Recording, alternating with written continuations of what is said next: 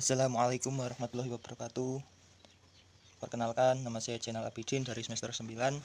Di sini saya bersama dua rekan saya, Muhammad Rizky Kamil dan Nurrohim Eka Prasetya, akan menjelaskan sebisa mungkin tentang manajemen permodalan lembaga keuangan mikro syariah. Di sini saya akan menjelaskan pengertian manajemen permodalan. Manajemen berasal dari bahasa Inggris dengan kata kerja to manage, yang diartikan secara umum sebagai mengurusi atau mengelola.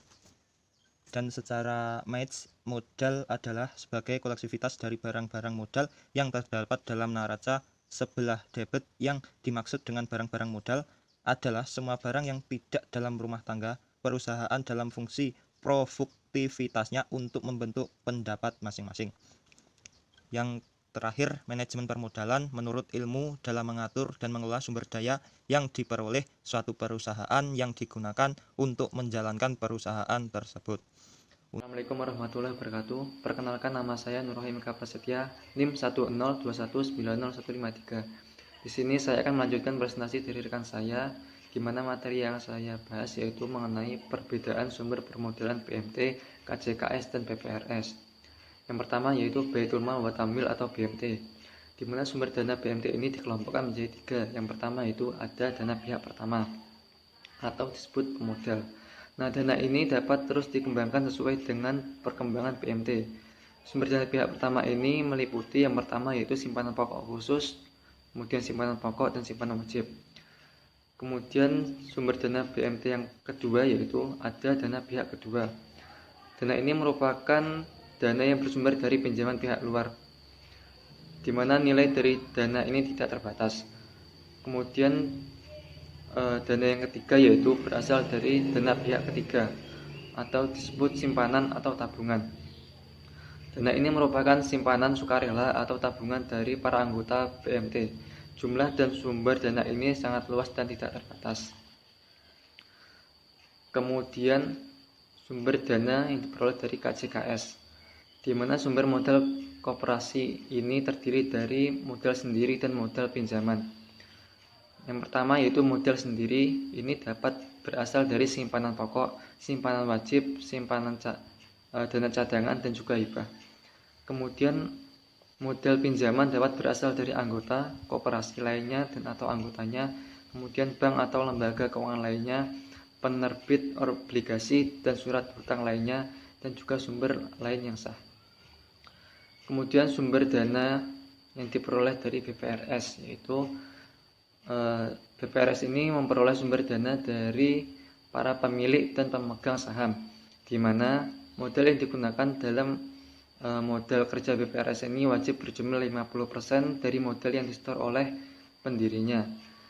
Dan juga sumber dana yang diperoleh juga harus halal sesuai dengan prinsip syariah.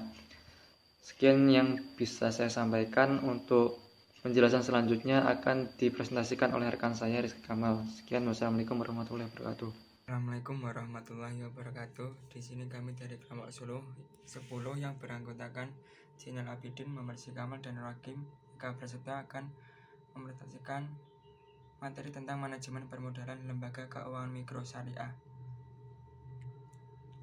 Saya akan meneruskan dari kedua teman saya, yaitu yang poin C. Yang pertama, yang poin C, sumber-sumber permodalan dalam lembaga keuangan mikro syariah.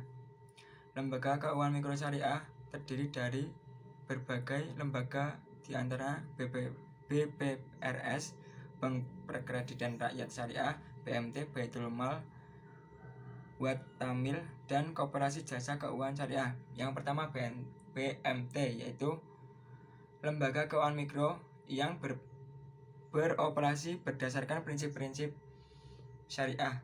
Baitul Mal wa Tamwil adalah lembaga keuangan mikro yang dioperasikan dengan prinsip bagi hasil, menumbuhkan bisnis usaha mikro dan kecil dalam rangka mengangkat martabat dan serta membela kepentingan kaum fakir miskin.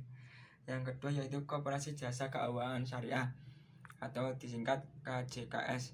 Sumber modal pada Koperasi Jasa Keuangan berasal dari modal sendiri dan modal pinjaman. Koperasi jasa keuangan syariah adalah koperasi yang kegiatan usahanya bergerak di bidang pembiayaan, investasi, dan simpanan dengan pola bagi hasil sebagai bagian dari kegiatan koperasi yang bersangkutan.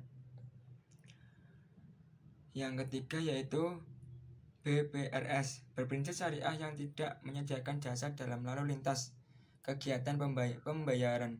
BPRS berorientasi pada profit oriented dan juga diperlukan aspek permodalan yang kuat karena organisasi ini mengandalkan kepercayaan. Sekian yang bisa saya jelaskan. Apabila ada kurang lebihnya, mohon maaf. Wassalamualaikum warahmatullahi wabarakatuh.